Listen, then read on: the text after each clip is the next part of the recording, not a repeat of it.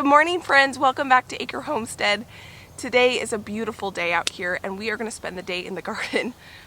This morning I was feeling a little stressed and overwhelmed with just all the things that are going on in life. We all have crazy things that are going on and I kind of felt paralyzed, like what am I going to do today? And today is actually my birthday and Josh is at work. And this morning he said, you know what, do whatever is going to make you happy today. You know, there's always a list of things that need to be done and things that I feel like I should be doing. And the thing that we're going to do that's going to make me happy today is technically something that's on that list that needs to be done, but it's something that's going to bring me joy. And all the things that we're going to do today, because we're going to spend the day together and it's going to be a full day, we are going to just do things that bring me joy. Even though they technically are things on the list that need to be done, they still are things that are going to bring me joy. And that's what we're going to do on my birthday today. So the first thing we're going to do is harvest this garlic bed. If I was thinking a little bit more forward thought, what I would have done is take my irrigation off this garlic for the last 3 or 4 days, but I didn't do that. It's supposed to be very dry and warm this next week, so I think it'll be okay. We can still cure, which means just basically dry our garlic out without having too many issues. Ideally, you want the ground to be dry when you harvest so that you have less likelihood of mold, but we don't have any humidity in the air, so I'm not really worried about that.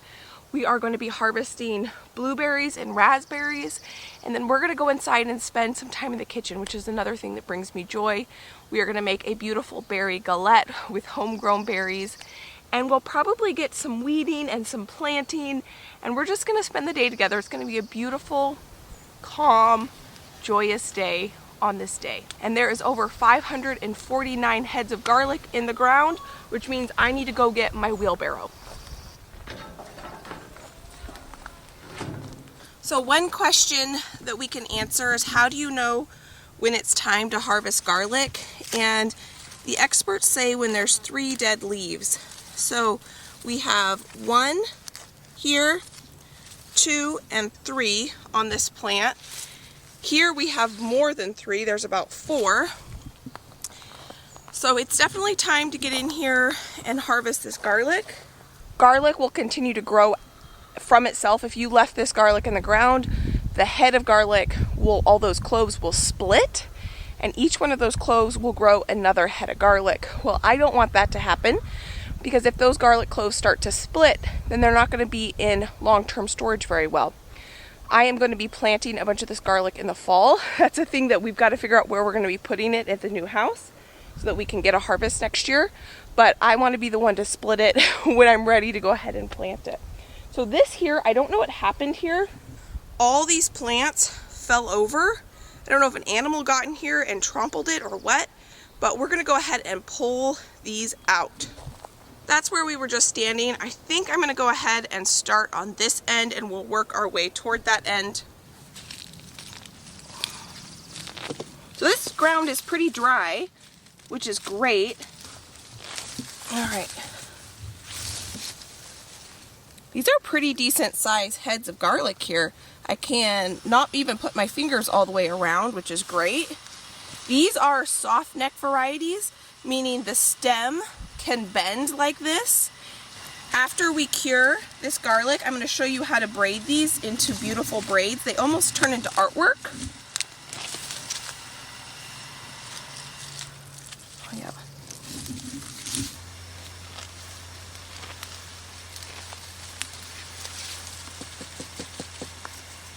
Some of these are starting to split, which is a good time that we're out here and harvesting them. I'm going to pick all the weeds that are in here at the same time, so we're going to get this bed prepped and ready to plant something else in it. I'm going to shake off as much dirt as I can out here.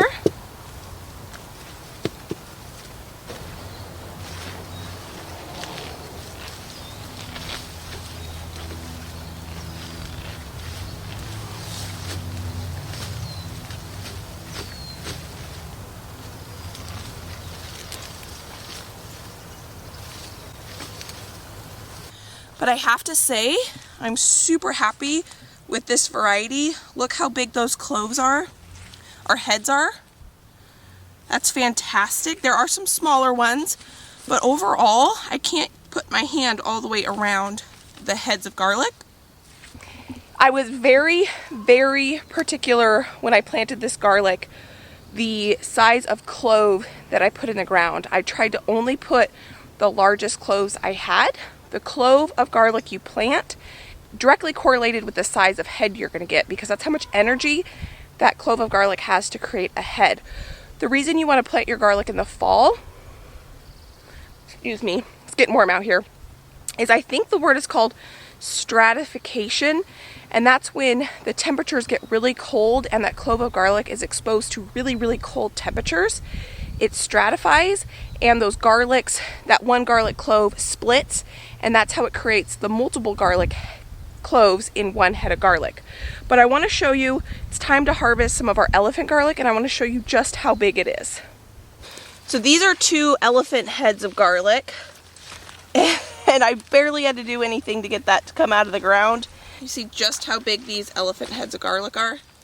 They're massive. My hand can't even go halfway around it. Same with this one.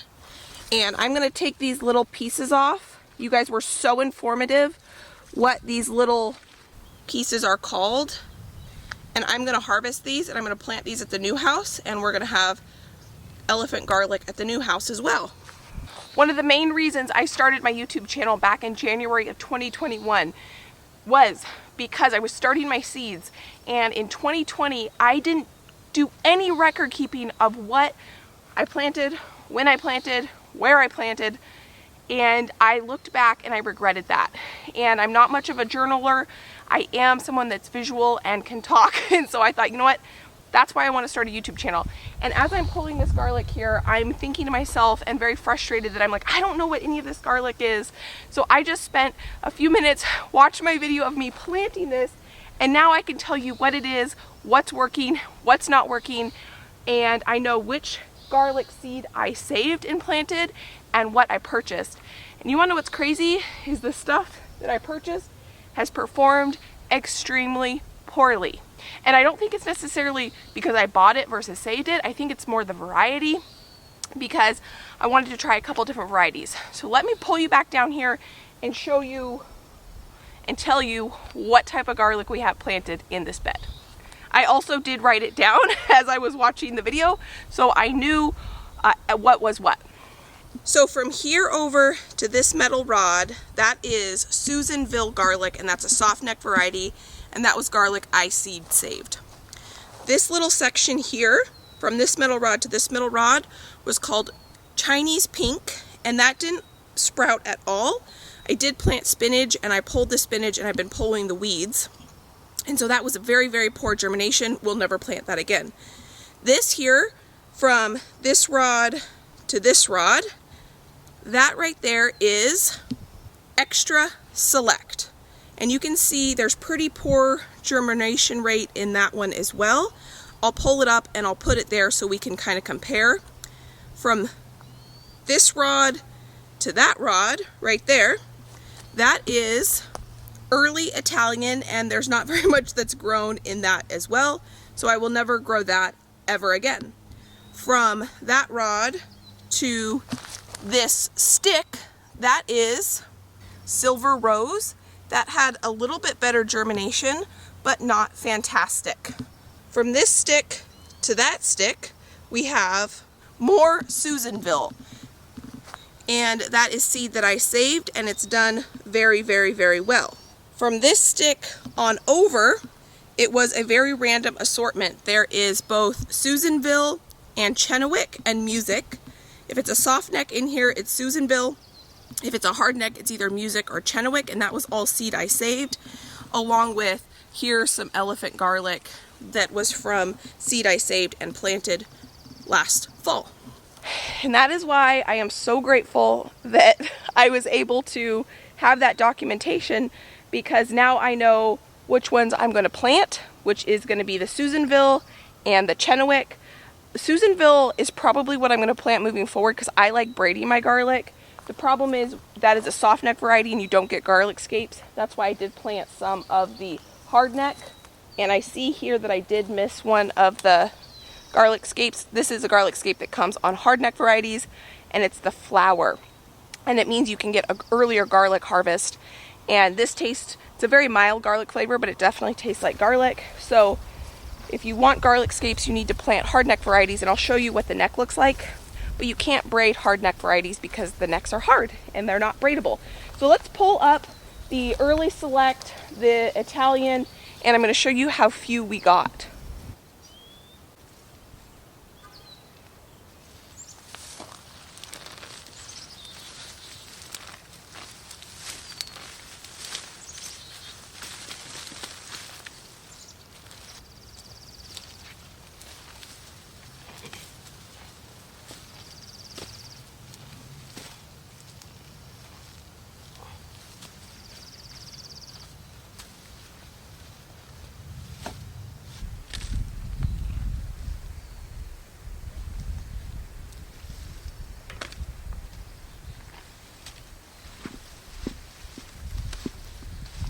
We did it, friends. Look at that garlic harvest.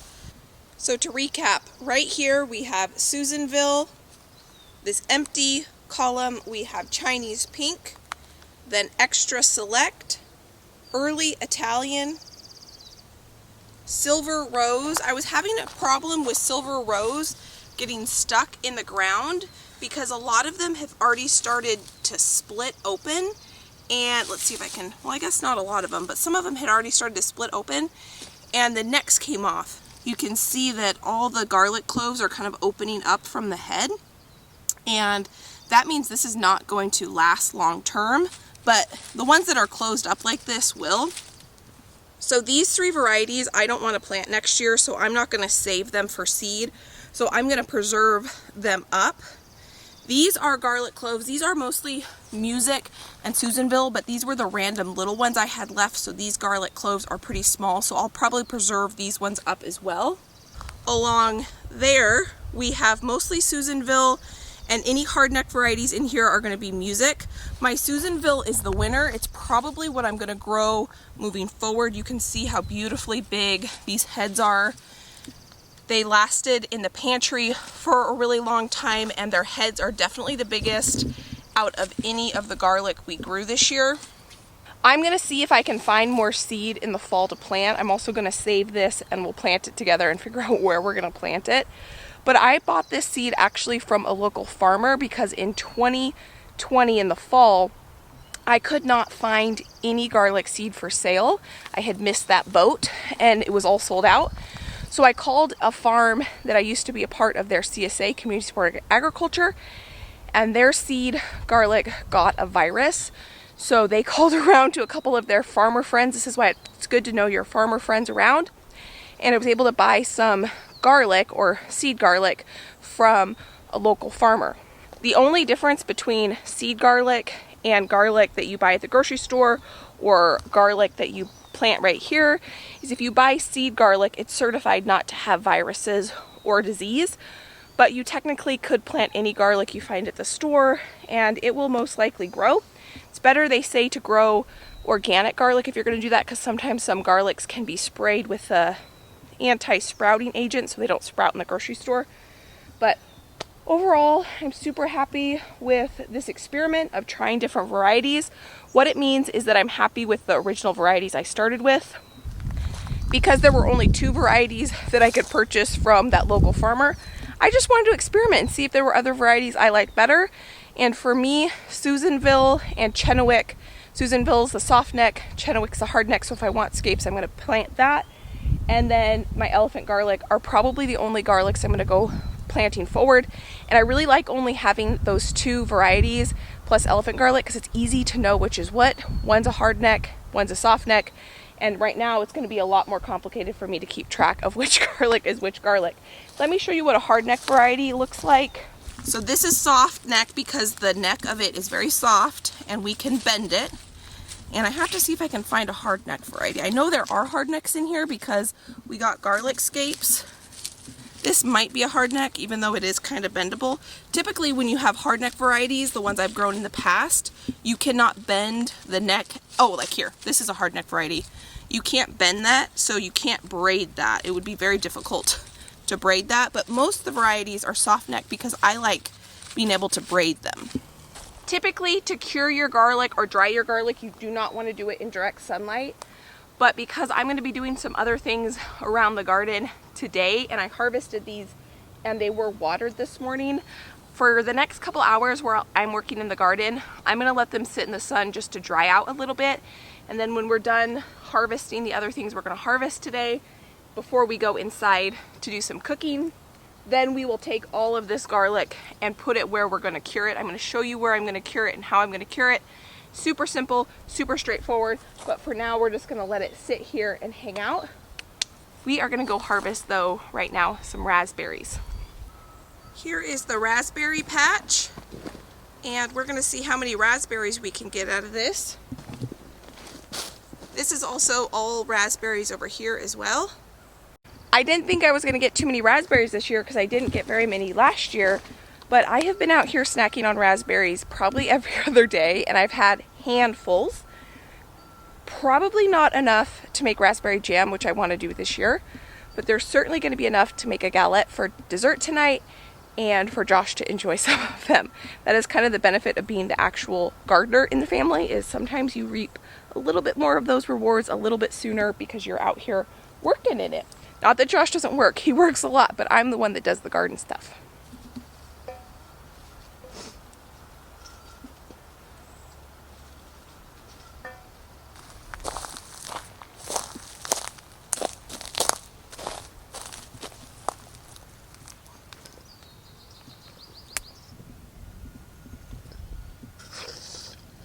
We got so many raspberries, way more raspberries than I was expecting and last year. And yes, I do have an outfit change. I took my shirt off while I was picking, and then I also had the hose going for watering my tomatoes and tomatillos, and I didn't realize I was soaking the shirt. And that's okay. So I just grabbed a different shirt, and these raspberries are gonna stay right here in the shade. We're under the apple tree right now, and we are gonna go check on the blueberries. I did go inside and grab another big bowl. I hope this bowl is needed. And the cool thing is, a lot of these blueberries are in the shade right now, so we'll be able to pick in the shade. Oh, let's see. So we are out here a little too early. There is not much on here. This one's blue, but you can see underneath it's kind of pink still. And I think it's gonna be kind of sour. Oh yeah. We are about 2 weeks behind harvesting this year as opposed to last year because it was so wet and cold for so long. So to be quite honest, I'm not that surprised. I did think there were going to be some though, just because the other day my dogs got out and were running back here and I saw the blue, and so I thought that we'd be able to pick today. No worries.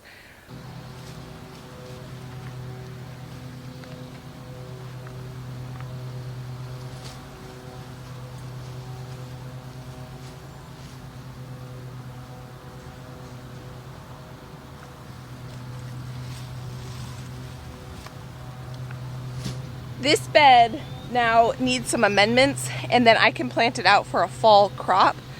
I'm not 100% sure what I want to plant here. We'll probably do that this weekend together because 90% of my seeds are at the other house. I changed my mind. I do have some Blue Lake bush beans here. I'm going to go ahead and get these planted, watered in, so that at least something is in the ground. What I'm thinking I'm going to do for the rest of this bed are majority carrots. I might plant a little bit of lettuce, kale, and I think that's the plan, but that's the plan right now, and who knows what it ends up being. So once I get this really watered in, we're gonna go take care of the garlic, then we're gonna go inside and make a galette.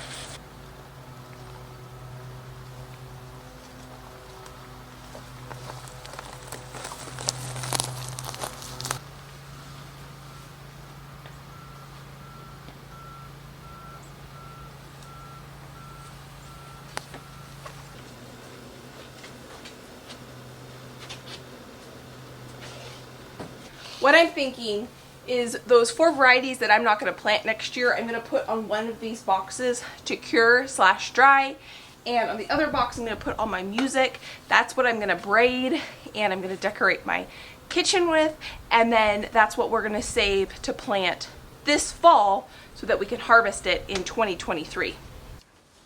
A lot of people hang their garlic when they are curing it. I don't have anywhere to hang this quantity of garlic, so I have done it the last 2 years on these cardboard boxes, and it works perfectly fine for me because we're not in a humid climate.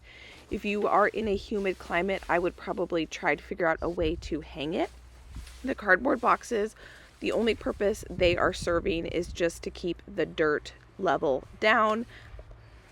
There is no practical function they are serving other than that. And that's what it takes for a year's worth of garlic for Josh and I. Now this garlic is going to sit here to cure, which just means dry, those outer roots, the paper, so that it can stay fresh and shelf stable for 4 to 6 months. And I'm going to let this sit under this covered porch for about 2 weeks while it dries. Then we're going to come back, we're going to braid a bunch of it, we're going to decide what we're going to preserve. I lost about 20% of it last year because of mold. I didn't use it fresh enough, and so I want to make sure that I preserve a bunch of it. I keep some fresh for using, I save some for seed, and that way we try to be a better steward of the garlic we grew, and we don't lose so much of it to mold. Now the new house has a basement, which is going to stay so much cooler than where I was able to preserve or store this year. So hopefully we can get about 4 to 6 months of fresh garlic to stay fresh without molding at the new place. But it does need to dry really well in order for that to happen. We are back inside where it is much cooler, and we are going to make a galette. A galette sounds super fancy. It's basically an open-faced pie, and it takes a lot less time to bake. And they're delicious, beautiful, they look impressive, and they're relatively easy. The first thing we're going to do is start by making our pie crust. And I'm going to make a double pie crust because if I'm already making a pie crust, I might as well make a double. And that way I can freeze one, and maybe next weekend we will have a quiche for breakfast. I already prepped breakfast for this weekend and coming week, so I don't need to make a quiche today. So I put 2.5 cups of flour, a couple teaspoons of sugar, a couple teaspoons of salt, and we're going to blend this up together. So I broke my food processor bowl. I ran it over with my car. Long story, but I only have, there we go, that's the one that fits. And I had to buy a replacement piece, and they don't all fit together. So now that we have our salt, flour, and sugar mixed together, we're going to add 1 cup of frozen butter, or 2 sticks. I'm going to chop it up just a little bit before I put it in there.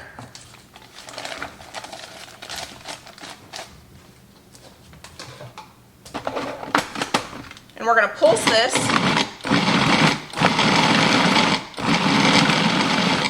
You can see there's still some pretty decent sized pieces of butter in there, so we're going to go with that.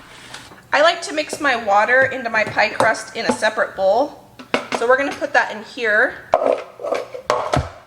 We have some ice water, and we're going to use about a 1/2 cup of ice water, give or take. Pie crust is one of those things you kind of have to go by feel just a little bit, but we're going to start with a little less than a 1/2 cup of ice water. That's pretty dry still, so we're going to add a little bit more. I like to use the fork, so I'm trying to touch this dough as little as possible so the butter stays nice and cold. That's starting to come together just a little bit. Sometimes it's a little bit crumbly at the bottom, so I just add a little bit of extra water to the bottom bits, and then usually that is good.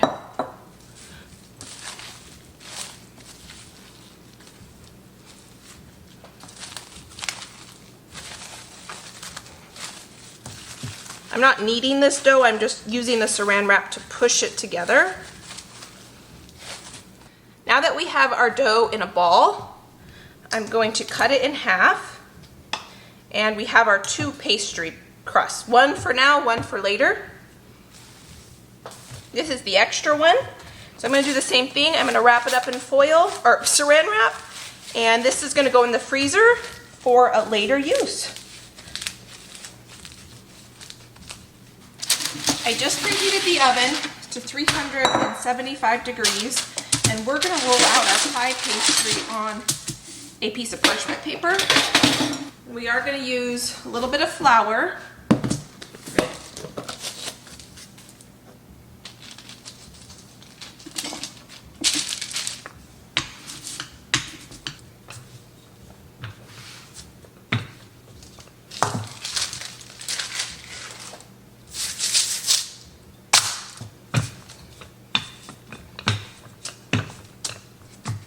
So now that I have this rolled out, I'm going to stick this back in the fridge while we make the filling.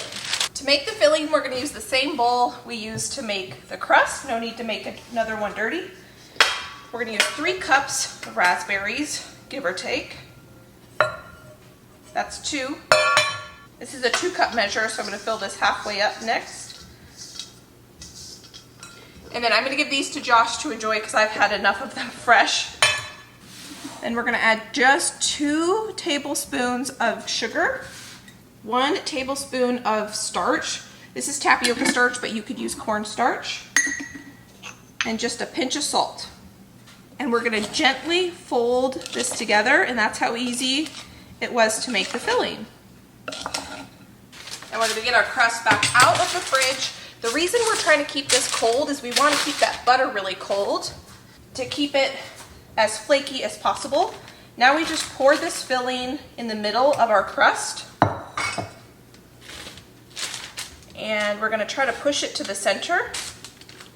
You want to leave about a 2-inch border, and then you're going to fold this up on top of each other, and you're going to keep the center nice and open and beautiful.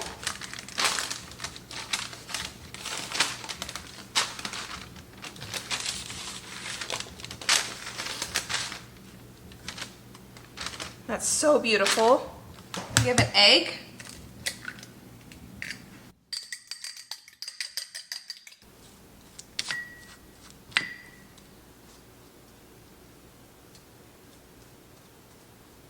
Now I have some of this thicker, unrefined sugar, and we're going to sprinkle this on the outside just to make a beautiful crust.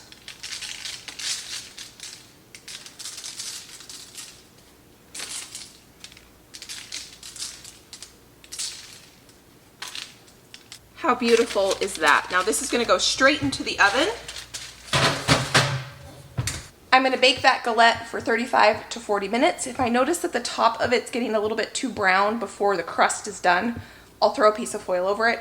If you ever see me put foil over something and you're wondering why I'm doing that, it's because I'm noticing it's browning too quickly.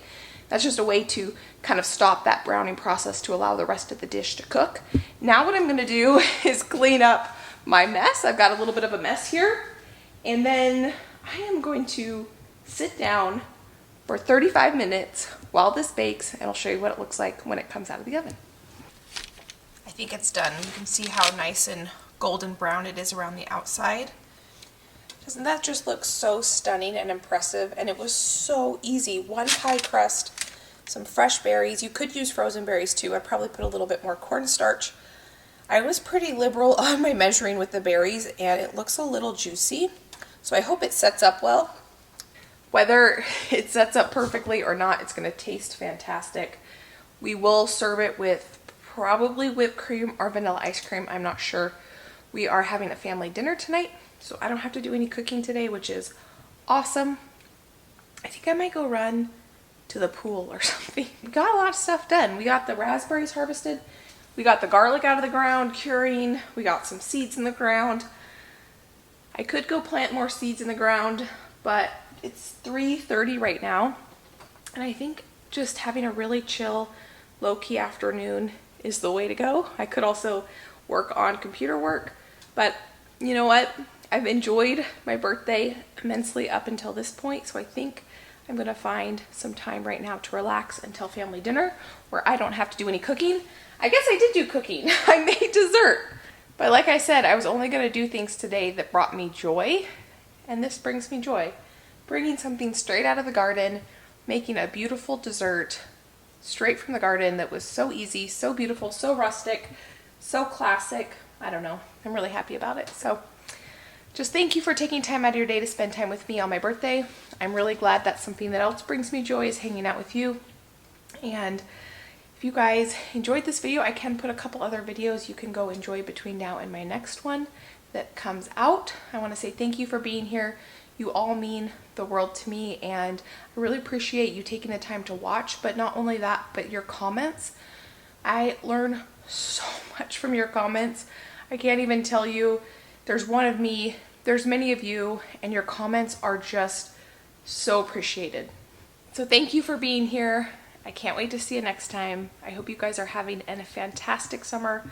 I hope your gardens are abundant, and I'll see you next time. Bye, friend.